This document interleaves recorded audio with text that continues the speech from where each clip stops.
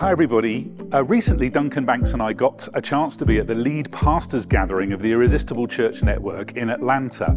And as part of that 3-day conference, we visited Trilith Studios in Georgia, where they make the Marvel movies. Now the best session of that day we spent there, even better than the studio tour, was when we met a lady called Elizabeth Dixon. It was one of the most impactful sessions from the whole conference, and I was really keen to share the outcomes of that with you.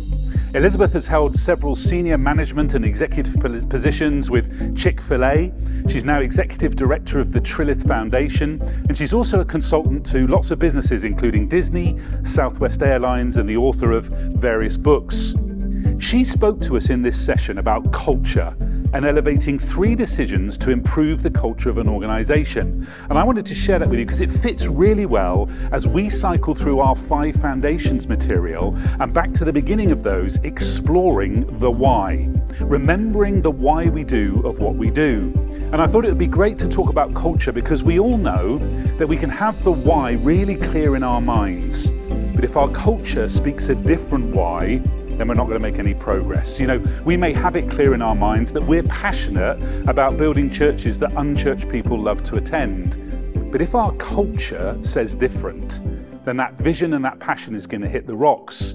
As we've so often heard, culture eats strategy for breakfast.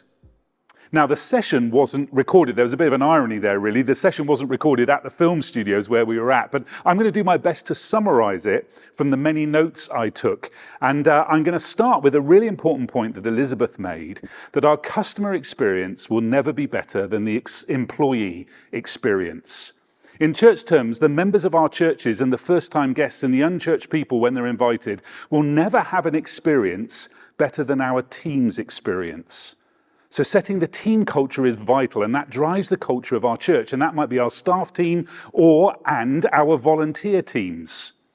Her definition of culture was, it's how we do it around here, something we as church leaders really resonate with. How many times have we heard that, or more usually things like this? We've never done it like that before. We don't do it like that around here. It worked that way for years. Why do we need to change it?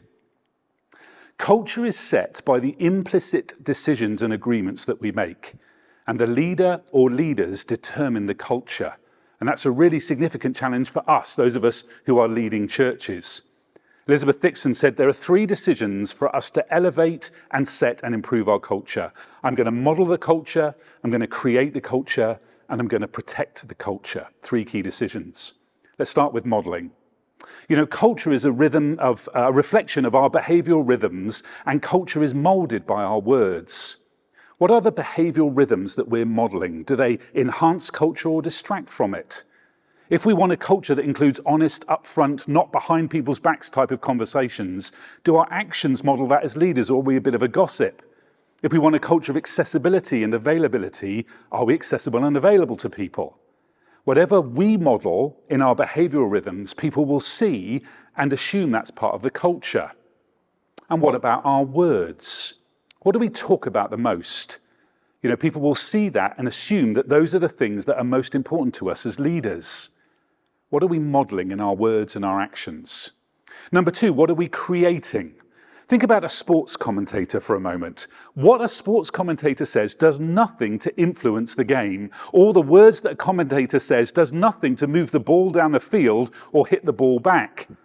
I'm sure we can all think in our church life about the people who are great commentators but don't actually contribute to the mission.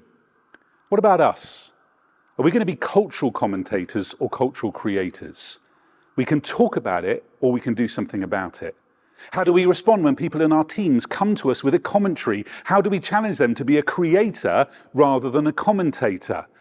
What about if we said things like, I'm so glad that you see that problem. What are you going to do to address that, and how can I help you? As the leader of the organization, how am I intentionally addressing, encouraging, and redirecting culture? And how am I encouraging others on my team to do that too, to be cultural creators, not commentators? And the final decision, what are we going to allow?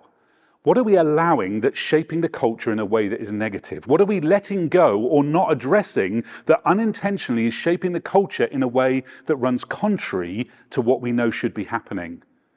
You know, so often it's the second decision that really counts when it comes to culture. You snap at someone in the heat of the moment. What's the second thing you do? What's the second decision that you make there? To apologize and to set the relationship right? What about if we make a first decision and it turns out to be the wrong one? What's the second decision we make? To defend ourselves or to own up and own it? What about when we hire that member of staff only to realize it was the wrong thing? What's the second decision? Elizabeth Dixon was saying that it's the second decision that so often is the key one in what we allow when it comes to our culture. So there we are. 3 decisions for us to make to elevate and set and improve our culture.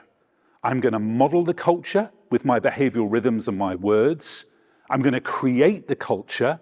I'm going to intentionally address, encourage, and redirect those things that are running contrary to the culture we want.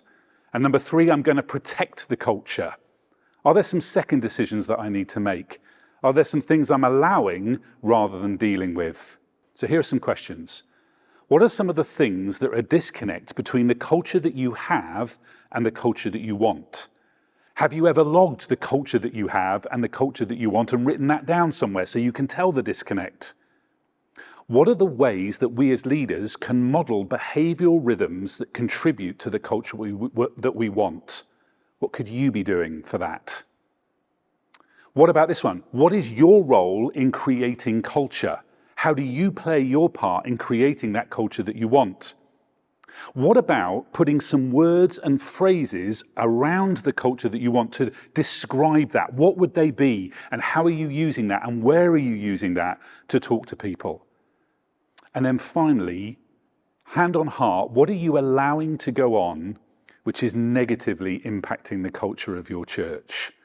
I bet there are some things, that's true for all of us, right, in leadership. There are some things that we're not addressing or that we're allowing to go on that actually run counter to the culture that we really want.